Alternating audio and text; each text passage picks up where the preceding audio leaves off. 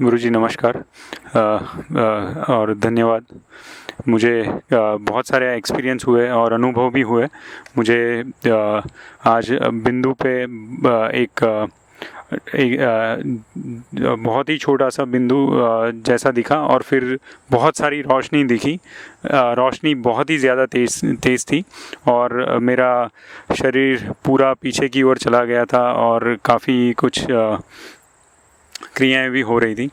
जैसा मुझे लग रहा है कि मुझे और ज़्यादा साधना करनी चाहिए, जो मैं 100% करूँगा और मैं कमिटमेंट देता हूँ।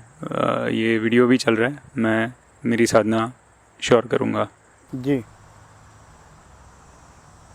प्रणाम गुरुजी, मेरा नाम मिलिंद सोनी है। मैं ब्रैम्पटन कनाडा से हूँ। जब आज आपने शक्तिपात किया तो जब सर पे हाथ रखा, जब हाथ ले लिया तो ज़्यादा कुछ नहीं हुआ, लेकिन 1 मिनट के बाद में जैसे ऐसा लगा कि सर पे इतना भारी पत्थर रख दिया हो।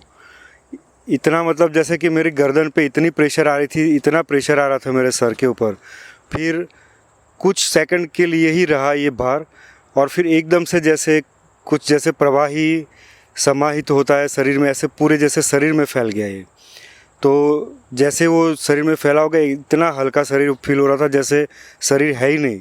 तो ऐसा भारी क्यों लगा वो जाना कि इतना मतलब हाँ, सही में भारी जैसे नहीं लगना चाहिए। वो आपका नेगेटिव पॉइंट, आप मतलब थोड़ा नकारात्मक आपने बोला। अच्छा, कि पत्थर जैसा, मतलब पत्थर जैसा, मतलब कहने का मतलब कि भारीपन लगा बहुत हाँ ज़्यादा। मैं क्योंकि आपको प्रेशर से मतलब काफ़ी तेज गति से मैं शक्तिपात कर रहा था, अच्छा, तो आपको यानी भारी दबाव सा, हाँ, भारी दबाव से लगा। ऐसा दबाव प्रयोग करिए, पत्थर नहीं। पत्थर का अर्थ गलत हो। नहीं, ऐसे पत्थर मतलब ऐसा बोला कि मतलब पत्थर जैसा हाँ, आपने कहा, भारी ऐसे। भारी दबाव हुआ क्योंकि मैं प्रेशर से बड़ी जल्दी में शक्तिपात कर रहा था। आपकी अनुभूति सोनी जी, एक बात बता दूं, आपको बुरा लगेगा। मुझे आखिरी समय अनुभव आया, मैं थोड़ा रुक गया, पता नहीं रजत ने देखा कि नहीं।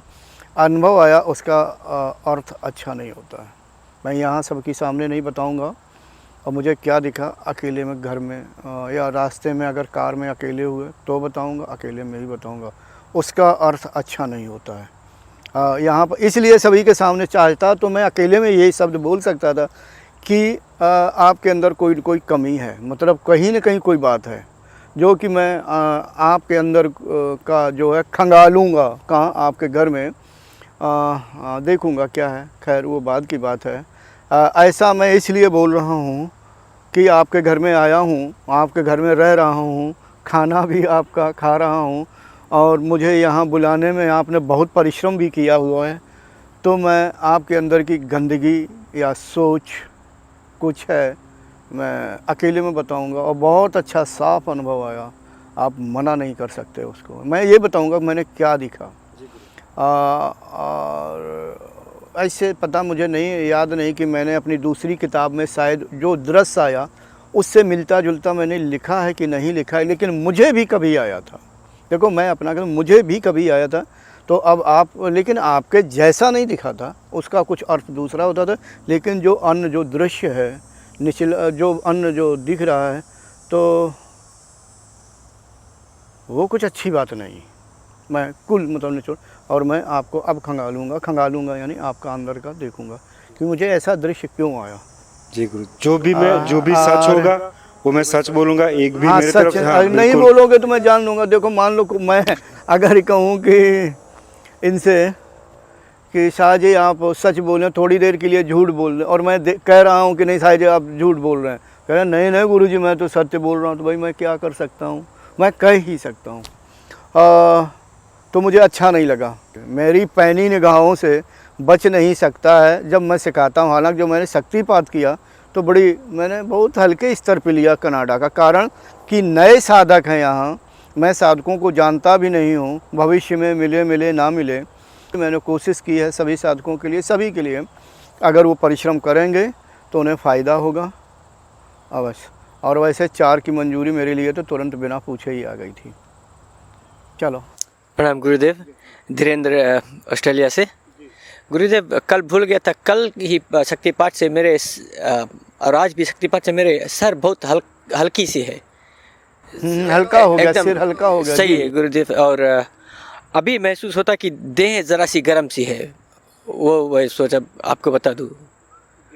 और गुरुजी अगर मेरा कोई अवगुण हो उसको समाधान करने के लिए कोई उपाय है, जैसे कोई और परिश्रम करनी हो कि ऐसे ही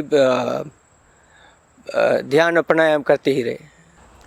क्या आप अपने अवगुण, आपका जो अवगुण है, जो मतलब जो इशारा किया, क्या बताने लायक है या नहीं बताने? नहीं, जैसे आपने कहा कि मेरे कुछ अवगुण हो गए इसीलिए क्या कहते हैं ध्यान लगती पर अनुभव नहीं होती है, वो सब। अच्छा, वो अवगुण उसे नहीं कहते। देखो वो चीज़ नहीं, वो हमारे शरीर की जड़ता है, तमोगुण है, और वो सभी के अंदर होता है। आप खूब, या मैं, दूसरे छोड़ो, मैं खूब प्राणायाम करता, इस अवस्था को प्राप्त हूँ, मेरे अंदर भी तमोगुण आता रहता है। एक, मैं खाना खाता हूँ। दो, मैं मिलता जुलता रहता हूँ, समाज में घूमता हूँ, मेरे अंदर गंदगी आती है। गंदगी मैं कहता हूँ तमोगुण को।